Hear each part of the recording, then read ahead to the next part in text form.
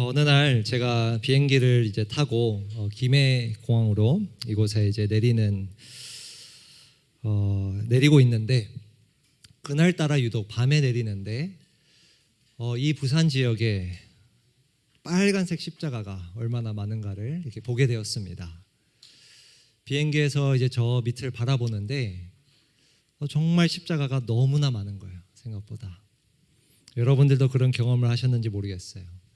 아마 동네를 걸어 다니며 또 이렇게 주변을 돌아보면 생각보다 우리 교회처럼 이렇게 교회 위에 그 십자가를 많이 발견할 수 있습니다.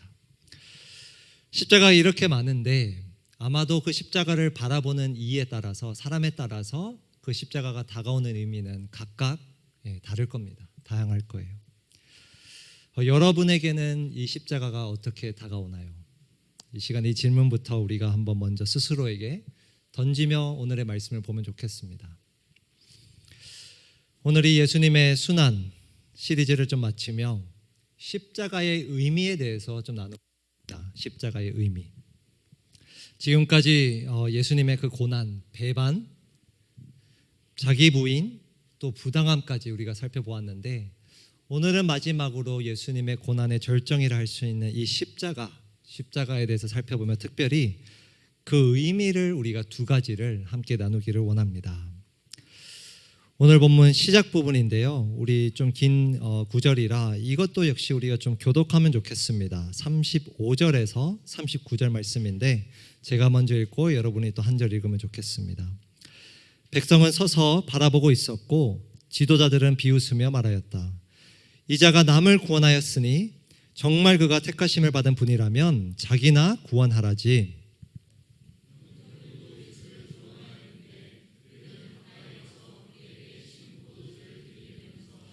말하였다. 내가 유대인의 왕이라면 너나 구원하여 보아라.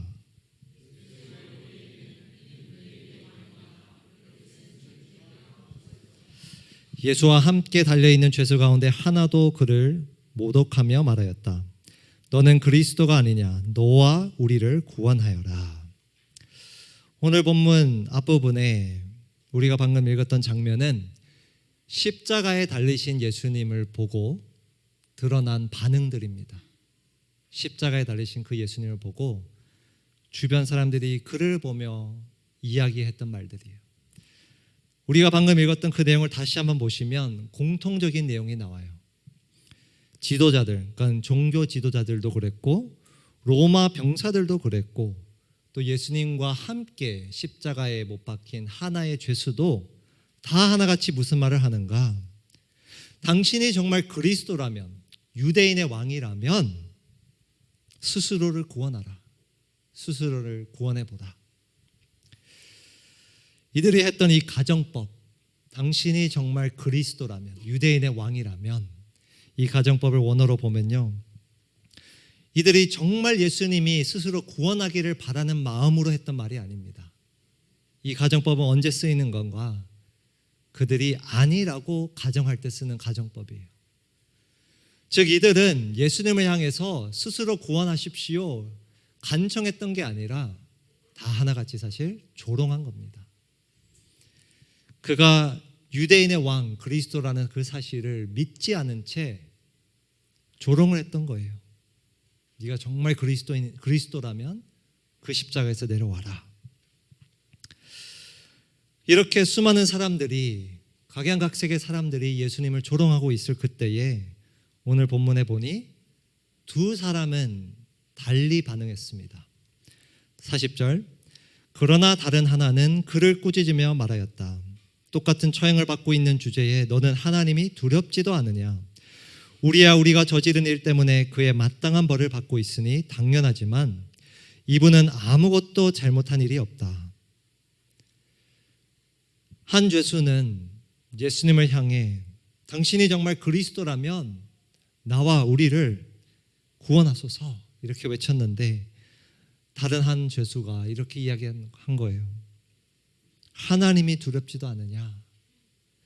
그리고 41절 다시 보시면 우리의 죄 때문에 마땅히 벌을 받는데 이분은, 예수님은 잘못한 일이 없다 이야기하는 거예요. 그는 예수님이 아무런 잘못 없이 그 십자가에 매달리셨음을 알았던 거예요. 그리고 비슷하게 47절에 보면 또 한 사람도 이렇게 반응합니다. 그런데 백부장은 그 일어난 일을 보고 예수님이 십자가에서 숨지시고 나서 돌아가시고 나서 했던 말입니다. 하나님께 영광을 돌리며 말하였다. 이 사람은 참으로 어떠한 사람이었다? 의로운 사람이었다. 여기서 이 의롭다, 우리가 흔히 하는 그 의로움이라는 단어이긴 하지만 여기 맥락에서는 사실 조금 다르게 무죄하다라고도 번역할 수 있는 단어예요. 결백하다. 함께 달린 죄수 한 명과 예수님이 십자가에서 그 고통을 다 겪고 나서 죽고 나서 로마의 백부장은 이렇게 결론 내렸어요. 그는 참으로 결백한 자였다. 우리가 지난주 본문에서도 보았지만 예수님은 부당하게 선고를 받으셨어요. 아무런 죄도 없는데. 재판관인 빌라도 역시 동일한 결론을 내렸어요. 아무런 잘못이 없다. 그러나 그는 부당하게 선고를 받았고 오늘 이 장면을 보니 부당하게 그 십자가 처형을 당하신 겁니다. 여러분, 왜 아무 죄도 없는 예수님이 그 십자가에 달리셨나요? 이 질문에 대한 해답이 사실 십자가의 참된 의미를 알아내는 것입니다. 33절 34절입니다. 그들은 해골이라는 곳에 이르러 거기서 예수를 십자가에 달고 그 죄수들도 그렇게 하였는데 한 사람은 그의 오른쪽에 한 사람은 그의 왼쪽에 달았다. 그때에 예수께서 말씀하셨다. 아버지, 저 사람들을 어떻게 하십시오? 용서하여 주십시오. 용서하여 주십시오. 여러분, 십자가의 처형, 십자가에 달리면서 예수님이 하셨던 말씀이에요. 아버지, 저 사람들을 용서하여 주십시오. 여러분, 관찰을 해보면 조금 이상합니다. 결백한 자기가 십자가에 달렸다면 사실 내가 너희를 용서한다가 더 맞아요. 내가 너희를 용서한다. 결백한 나를 십자가에 매단 너의 그 잘못을 내가 용서한다. 그런데 지금 예수님은 아버지, 하나님 아버지께 용서를 구하세요. 왜 그런 말씀하셨을까? 42, 43 그 죄수의 이야기로 돌아가서 우리가 그 해답을 알 수 있어요. 예수님, 주님이 주님의 나라에 들어가실 때에 나를 기억해 주십시오. 지금 이 죄수는 예수님이 결백할 뿐만 아니라 그가 정말 그리스도, 유대인의 왕이라는 것을 고백하는 거예요. 저는 당신이 그리스도임을, 유대인의 왕임을 믿습니다. 그래서 주님의 나라라는 표현을 쓰는 거예요. 그랬더니 예수께서 이렇게 말씀하십니다. 내가 진정으로 내게 말한다. 너는 오늘 나와 함께 어디에 있을 것이다? 낙원에 있을 것이다. 여러분, 이 표현을 자세히 보십시오. 너는 훗날에가 아니라 오늘이에요. 오늘 나와 함께 낙원에 있을 것이다. 예수님이 말씀하신 이 낙원은 어딜까? 그 이하 9절에서 답이 나와 있습니다. 어느덧 낮 12시쯤이 되었는데 어둠이 온 땅을 덮어서 오후 3시까지 계속되었다. 해는 빛을 잃고 성전의 휘장은 한가운데가 찢어졌다. 이 표현에 우리가 주목을 해야 돼요. 예수님의 십자가에 달리실 때 여러 이상 현상이 있었는데 해가 빛을 잃고 더 중요한 것은 성전의 휘장이 한가운데 찢어졌다는 거예요. 예전에 수련회에서도 한번 설명드렸지만 이 휘장은 단순한 그냥 커튼이 아닙니다. 하나님이 임재하시는 그 지성소라는 곳에 대제사장만 1년에 한 번밖에 못 들어가는 그곳을 가리는 엄청난 큰 휘장 커튼이에요. 예전에 기록에 보면 말이 양쪽에서 당겨도 찢어지지 않는 두꺼운 커튼이라고 이야기를 해요. 그런데 그 커튼이, 그 휘장이 가운데가 완전히 다 찢어진 거예요. 무엇을 의미하는가? 하나님의 임재로 나아가는 길이 막혔다가 열렸다는 뜻이죠. 46절 이어서 보시면 예수께서 큰 소리로 부르짖어 말씀하셨다. 아버지, 내 영혼을 아버지 손에 맡깁니다. 예수님이 숨을 거두시며 마지막으로 하셨던 말씀이에요. 아버지, 내 영혼을 아버지 손에 맡깁니다. 무슨 뜻인가? 자기가 이제 죽는 그 순간에 하나님의 아버지께 그 품으로 나아간다는 것을 아셨던 거예요. 예수님이 죄수에게 말씀하셨던 그 낙원은 우리가 생각하는 그런 파라다이스가 아닙니다. 파라다이스가 아니라 바로 하나님의 임재, 하나님이 계신 곳이에요. 그래서 예수님이 처음에 아버지께 용서를 구하신 거예요. 무슨 말씀이냐면, 어떤 뜻이냐면, 예수님은 그 십자가를 통해서 저와 여러분들을 아버지께 인도하셨다는 겁니다. 그 성소 휘장을 찢으심으로써 하나님의 임재하시는 곳으로 나아갈 수 있도록, 그래서 우리의 죄를 용서해 주셨다는 거예요. 그게 오늘 본문 말씀에 등장하는 첫 번째 십자가의 의미입니다. 바로 우리의 죄를 용서해 주심으로 하나님의 임재로 초대를 해 주셨다는 거예요. 하나님의 임재로. 요즘 한국에도 이제 많이 보이는데, 미국이나 다른 해외에 나가 보시면 이렇게 초대장을 건넬 때 뭐가 있냐면 RSVP라는 게 있습니다. RSVP. 찾아보니까 이게 영어가 아니라 사실 불어의 약자더라고요. 그래서 부디 응답하십시오라는 뜻의 불어라 약자더라고요. 그럼 이 RSVP에 우리가 이제 회신을 해야 되는 거예요. 초대받은 사람은 내가 거기에 가겠습니다 라고 표시를 하는 거예요. 아니면 제가 거기에 못 갑니다. 예수님은 그 십자가에 매달리시며 우리에게 하나의 초대장을 내미신 거예요. 어디로의 초대장인가? 어떤 파티로의 초대장인가? 바로 하나님의 임재, 하나님이 계신 곳으로 저와 여러분들을 초대한 거예요. 그리고 물으시는 겁니다. 가겠느냐? 오겠느냐? 물어보시는 거죠. 여러분, 우리가 흔히 보는 이 십자가, 그리고 흔히 알고 있는 그 십자가, 여러분은 이 참된 의미를 알고 있나요? 오늘 본문을 보면 나중에 목장 가서 한번 나눠보시면 좋겠어요. 여러분이 만약에 2000년 전에 예수님이 십자가에 매달린 그 장소에 있었다면 어떻게 반응했을지, 무엇라 말했을지 한번 나눠보시면 좋겠습니다. 우리가 실제로 2000년 전으로 돌아갈 수 없지만 이 질문에 대한 대답은 해볼 수 있을 것 같아요. 아니, 무엇으로 우리가 대답할 수 있는가? 바로 내가 지금 이 순간에 예수님이 초청해 주신 그 파티장에 들어가 있는가? 라는 것으로 대답할 수 있을 것 같아요. 여러분들은 지금 하나님의 임재 안에 거하고 계신가요? 예수님이 열어주신 그 길을 따라 그 찢어진 휘장 안으로 들어가고 계신가요? 예수님이 내 죄를 위해 내 죄를 짊어지고 십자가에 돌아가셨다라는 그 말은 우리가 믿지만, 그 복음을 믿지만, 오늘 이 본문은 더 구체적으로 왜 우리 죄를 용서해 주셨는가를 밝히고 있는 거예요. 바로 저와 여러분들을 하나님께 인도하기 위함이다. 길을 열어주셨다라고 이야기해 줍니다. 그렇다면 우리는 질문해 봐야 돼요. 나는 과연 그 RSVP에 무엇이라 대답했는지. 아니, 대답은 네, 가겠습니다 라고 했지만 정말 그 파티장 안으로 들어갔는지, 들어가고 있는지 한번 돌아보길 원합니다. 한번 이 고난주간 안에 여러분들이 한 주간 이 질문에 한번 서보면 좋겠어요. 예수님의 보혈로 허락된 이 파티장 안에 내가 과연 얼마나 들어가고 있는지, 하나님의 임재 안에 내가 얼마나 거하며 살고 있는지 우리가 한번 이 부활절을 앞두고 묵상해 보면 좋겠습니다.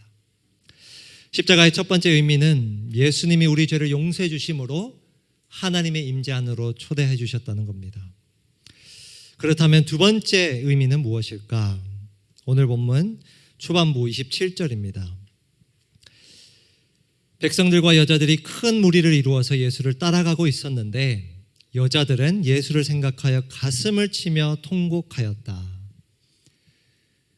십자가 처형은요, 방식이 있었어요. 그냥 바로 그 죄수를 매달지 않았어요. 어떤 순서가 있었냐면 십자가에 매달리기 전에 먼저는 채찍질을 수십 번 당해야 했습니다. 그리고 그 몸 상태로 십자가를 지고 그 언덕에 올라가 매달리는 순서였어요. 예수님은 채찍질을 다 당하신 이후 그렇게 갈보리 언덕으로 가고 있는데 27절 다시 보면요, 큰 무리가 이루어서 예수님을 따라갔다고 이야기합니다. 근데 그들 중에, 그 무리 중에 여자들은, 어떤 여인들은 예수님을 생각하며 가슴을 치며 통곡했다고 이야기해요. 그 장면을 보며 그 예수님을 뒤따라가며 울었던 거예요. 그런데 놀랍게도 28절에 보면 예수님은 그들을 향해 이렇게 말씀하세요. 예루살렘의 딸들아, 나를 두고 울지 말고 누구를 두고 울어라? 너희와 너희 자녀를 두고, 너희와 너희 자녀를 두고 울어라. 이상한 말씀을 하세요. 지금 십자가에 매달리고 곧 죽을 사람인데, 그리고 당연히 그를 위해 울 수 있는 건데, 예수님은 도리어 너희와 너희 자녀들을 위해 울어라 라고 말씀하세요. 무슨 뜻인가? 29절에서 30절 말씀을 보면요, 이런 말씀을 합니다. 보아라, 아이를 뵈지 못하는 여자와 아이를 낳아 보지 못한 태와 젖을 먹여 보지 못한 가슴이 복되도다 하고 사람들이 말할 날이 올 것이다. 그때 사람들이 산에다 대고 우리 위에 무너져 내려라 하며 언덕에다 대고 우리를 덮어버려라 하고 말할 것이다. 좀 어려운 말씀이에요. 근데 어떤 말씀인가? 사실 예수님께서는 수십 년 뒤에 곧 닥칠 재앙에 대해서 이야기하시는 거예요. 예수님이 약 AD 30년에 십자가에 매달리셨는데 40년 후인 AD 70년에 예루살렘 성전이 완전하게 무너집니다. 황폐하게 돼요. 로마 제국에 의해서. 그때 그날의 재앙을 두고 말씀하시는 거예요. 그날이 얼마나 고통스러울지 말씀하시는 거예요. 그때 당시에는 아이를 갖는 게 너무나 큰 복이었거든요. 그런데 도리어 아이를 갖지 못하는 것이 그날에는 복되다 라고 사람들이 말할 정도로 고통이 극심할 거라는 거예요. 그리고 얼마나 고통이 심했던지 차라리 산이, 언덕이 우리를 덮으면 좋겠다, 차라리 내가 죽으면 좋겠다 라고 말할 정도의 재앙이 따를 거라는 말씀을 하십니다. 여러분, 왜 이런 말씀을 십자가를 지신 예수님이 하셨을까? 26절에서 우리가 좀 힌트를 얻을 수 있는 것 같아요. 그들이 예수를 끌고 가다가 들에서 오는 시몬이라는 한 구레네 사람을 붙들어서 그에게 십자가를 지우고 예수의 뒤를 따라가게 하였다. 우리가 잘 아는 장면입니다. 채찍질을 당한 예수님은 사실 육신적으로 힘이 없어 아마도 그 십자가, 자신이 져야 할 그 가로 부분의 십자가를 시몬이라는 이 사람에게 대신 집니다. 로마 병사들이. 근데 여러분, 누가만, 유일하게 사복음 중에서 누가만 이 표현을 써요. 뒤를 따라가게 하였다. 다른 복음서들은 그냥 십자가를 지게 하였다라는 표현까지만 있는데 누가만 유일하게 뒤를 따라가게 하였다. 어떤 모습인가? 자기 십자가를 지고 예수님을 따르는 제자의 모습을 그리고 있는 거예요. 여러분, 여기서 우리가 27절 이하 예수님이 하셨던 말씀에 대해서 힌트를 얻을 수 있어요. 왜 예수님은 갑자기 자기를 향해 울면서 따라오는 그 여자들에게 너와 너희 자녀들을 위해 울어라 이렇게 말씀하셨는가? 그들에게 그들이 짊어져야 할 십자가가 있음을 말씀하셨던 거예요. 너희도 나를 이렇게 따라올 때 어마어마한 고난이 따라올 거다. 너희도 져야 하는 십자가가 있다. 미리 예고하신 겁니다. 경고하신 거예요. 그리고 놀랍게도 오늘 본문 끝에 정말 십자가를 지고 예수님을 끝까지 따른 제자들의 모습이 나타납니다. 그 제자들은 누군가? 50절, 우리가 아까 초반부에 읽었던 말씀입니다. 요셉이라는 사람이 있었는데 그는 공의회 의원이고 착하고 의로운 사람이었다. 요셉이라는 사람이 갑자기 등장해요. 그는 누군가 유대인 종교 지도자였어요. 예수님을 십자가에 못 박은 그 유대인 종교 지도자 중 한 명인데 그는 좀 남달랐습니다. 그들과는 달랐어요. 표현을 보니 착하고 어떤 사람이었다고요? 네, 의로운 사람. 백부장이 예수님을 향해 했던 말과 똑같은 말이에요. 의로운 사람. 예수님을 닮은 사람이라는 것이죠. 51절, 이 사람은 의회의 결정과 처사에 찬성하지 않았다. 그는 유대 사람의 고을 아리마대 출신으로 무엇을 기다리는 사람이었다? 예, 하나님 나라를 기다리는 사람이었다.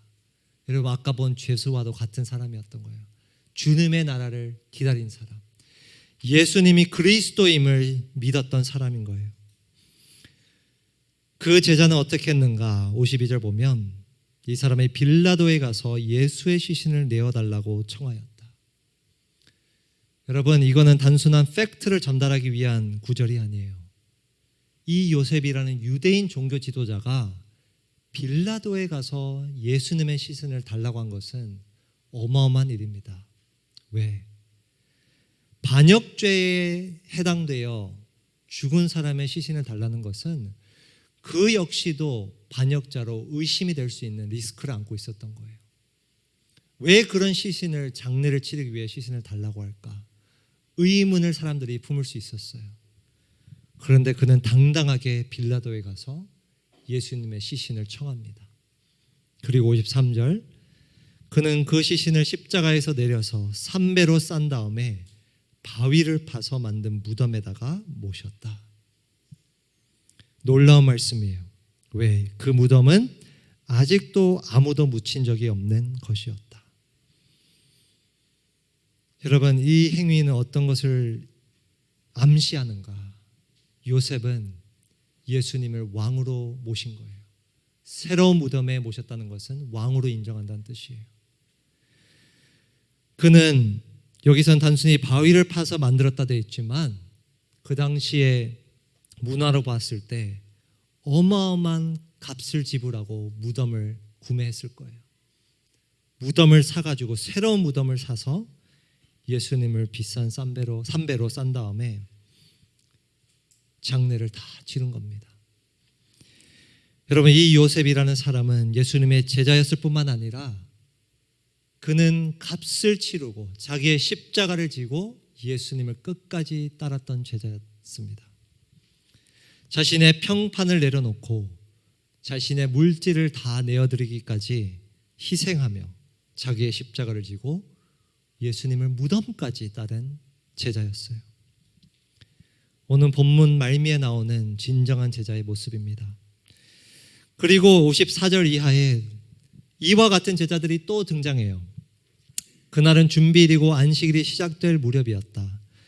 갈릴리에서부터 예수를 따라다닌 여자들이 뒤따라가서 시몬만 십자가를 지고 예수님을 따랐던 것이 아니라 오늘 본문 말미에 보니 갈릴리에서부터 이 여정이 시작된 갈릴리에서부터 예수님을 따라다닌 여자들이 계속해서 뒤따라갔다고 이야기해요. 어디까지요? 무덤까지. 그 무덤을 보고 또 그의 시신이 어떻게 되어 안장되었는지를 살펴보았다. 그리고 그들은 집에 돌아가서 향료와 향유를 마련하였다. 예수님을 끝까지 따른, 자기 십자가를 지고 끝까지 따른 자들입니다. 여러분 이들의 모습이 놀라운 이유는 이 당시에 예수님이 숨지시고 나서 대부분의 사람들은 다 집으로 돌아갔습니다. 48절 49절이에요. 구경하러 모여든 무리도 그 일어난 일을 보고 모두 가슴을 치면서 돌아갔다. 모두 다 돌아갔어요. 그런데 49절에 보면 이 여자들은 예수님이 죽으신 그 모습을 분명히 보았음에도 불구하고 끝까지 그 무덤까지 예수님을 따랐습니다. 자기의 향료와 향유를 마련하면서까지. 여러분 오늘 본문은 예수님이 그 십자가를 지신 이유가 저와 여러분들의 죄를 용서해 주심으로 하나님의 임재로 초대했을 뿐만 아니라 또 어디로 초대하셨는가? 그것은 바로 우리의 십자가를 지고 예수님을 끝까지 따르도록 초대하셨다라는 것을 보여줍니다. 우리의 십자가를 지고 예수님을 끝까지 따르도록 예수님은 초대하셨다는 거예요. 여러분, 십자가 하면 당연히 예수님이 지신 십자가를 우리는 먼저 떠오릅니다. 교회의 십자가를 볼 때마다 그것부터 생각이 날 거예요.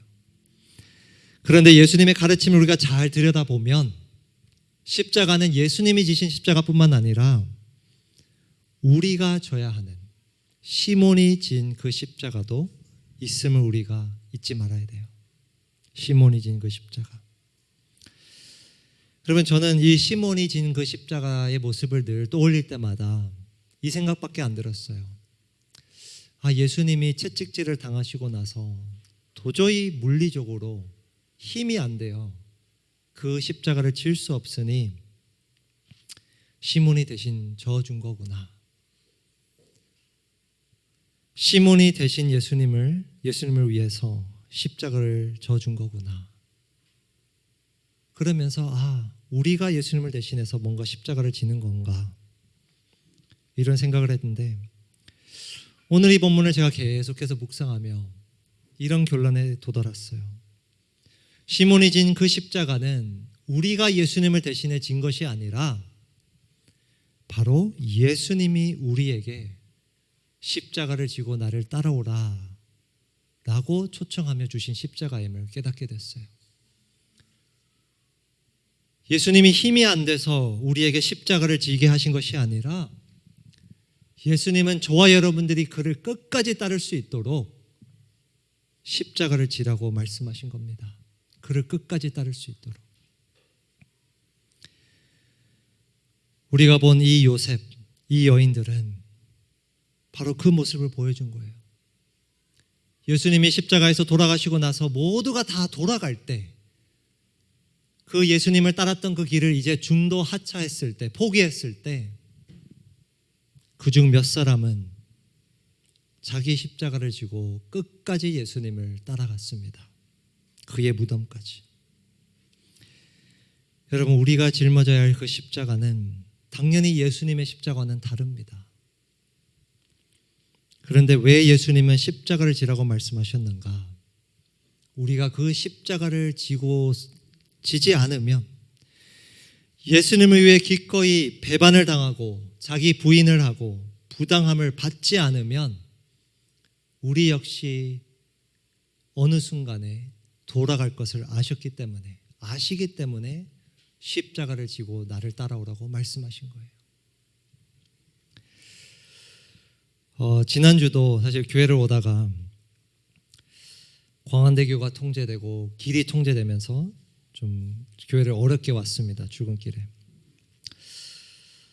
저는 주일 아침마다 그 추운 날씨에도 반바지와 나시를 입고 마라톤을 뛰는 모습들을 보면요, 참 이해가 안 갑니다.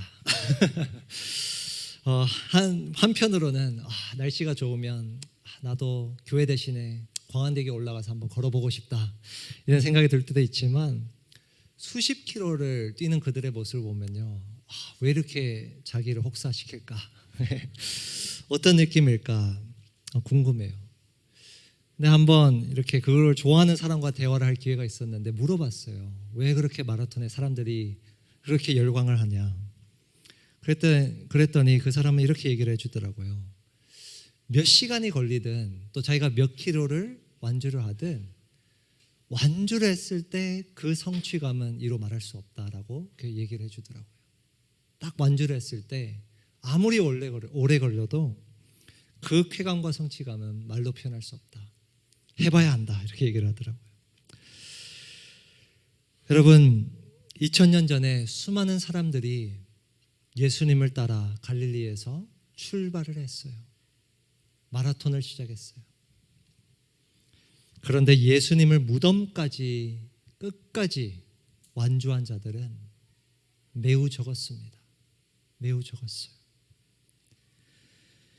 지금도 그러합니다. 수많은 사람들이 출발은 하지만, 예수님을 따라 갈릴리에서 출발은 하지만 예수님의 그 무덤까지 끝까지는 따라가지 못합니다. 가다가 고난이 찾아오면, 내가 나 자신을 부인해야 되면, 부당한 대우를 받아야 하면 그 길을, 그 마라톤을 포기를 하는 거예요. 여러분, 우리가 십자가를 바라볼 때, 길을 다니며 보이는 그 십자가를 바라볼 때 우리가 져야 할 그 십자가를 잊어서는 안 됩니다. 예수님은 우리를 하나님의 임재로 초대하시기 위해 그 십자가를 지셨고, 그리고 자기를 끝까지 따르라는 말씀과 더불어 우리더러 십자가를 지라고 말씀하신 거예요.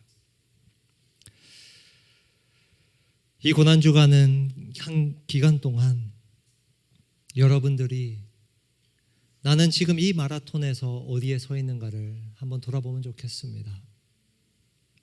잠시 여러분들이 이 마라톤이 힘들어서 멈춰서 계신다면 오늘 이 말씀을 붙들고 예수님께서 허락하신 그 십자가를 지고 예수님을 끝까지 따르는 우리 모두가 되기를 주님의 이름으로 축복합니다.